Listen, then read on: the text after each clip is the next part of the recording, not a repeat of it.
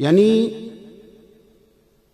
نبی پاک صلی اللہ تعالی علیہ وسلم کو رب نے وہ کردار عطا کیا ہے کہ جس کردار نے نا لوگوں کے دل موہ لیے۔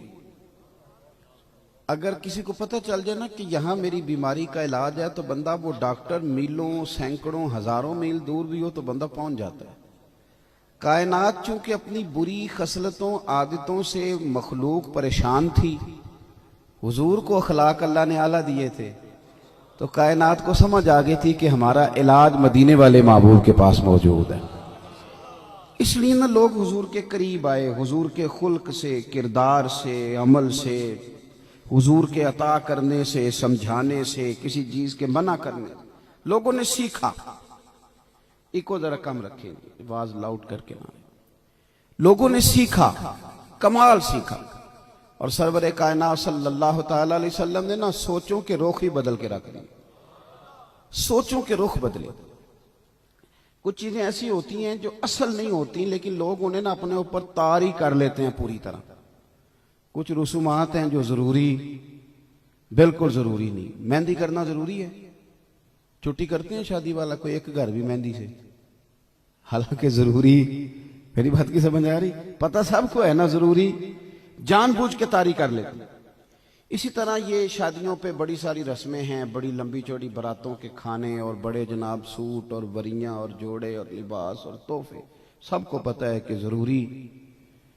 تو جان بوجھ کے کچھ بوجھ ہم ڈال لیتے، ہم ان چیزوں کو عزت بنا لیتے ہیں جس میں عزت ہے نہیں، اور کچھ چیزوں کو ہم سمجھتے ہیں عزت ہے تو وہ عزت نہیں بلکہ وہ تو رسوائی ہے۔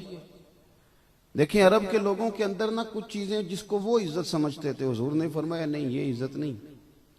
جس کو وہ ذلت سمجھتے تھے، حضور نے فرمایا یہ ذلت نہیں، یہ تو عزت ہے۔ وہ غلام کو مارنا عزت سمجھتے تھے، تکلیف دینا، اذیت دینا، مطلب مفت کی چودراہٹ بلا وجہ۔ وہ کہتے تھے یہ غلطیاں بڑی کرتے ہیں۔ حضرت ابو مسعود انصاری رضی اللہ تعالیٰ عنہ فرماتے ہیں کہ میں اپنے غلام کو مار رہا تھا، حضور تشریف لے آئے، دور سے حضور نے پکارا، میں سن نہ سکا، قریب آئے تو حضور نے ایک جملہ کہا، میری سوچ بدل گئی۔ حضور فرمانے لگے جتنا تجھے اس پر اختیار ہے نا، یہ تیرا غلام ہے، اس سے کہیں بڑھ کے میرے رب کو تیرے اوپر اختیار ہے۔ فرماتے ہیں زاویہ بدل گیا۔ وہ غلام کے ساتھ بیٹھنے کو عرب کے لوگ ذلت سمجھتے تھے، حضور نے فرمایا ہم نہ اس طرح کریں گے، غلاموں کے ساتھ ہی نہیں بیٹھیں گے، بلکہ اس طرح کریں گے کہ ہم غلاموں کی اولادوں کو اپنی گود میں بٹھائیں گے، ان کے ساتھ روٹیاں کھائیں گے، ان کے ساتھ آئیں جائیں گے، ایک برتن میں کھائیں پیئیں گے، اکٹھے بیٹھیں گے۔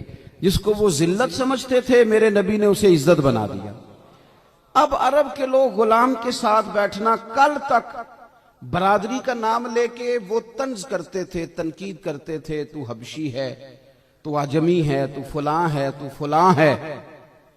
لیکن پھر ایک وقت آیا کہ تگڑی طبیعت تھی حضرت عمر کی، کیسر و کسرا کے بادشاہ ملنے آتے تھے تو عمر کہتے تھے جاؤ دوڑ جاؤ، ٹائم کوئی نہیں ملنے کا۔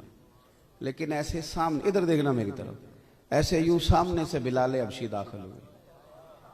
دنیا بیٹھی ہے، اکیلے نہیں، سب لوگ موجود ہیں، لیکن حضرت بلال آئے تو سیدنا فاروق اعظم کھڑے ہو گئے۔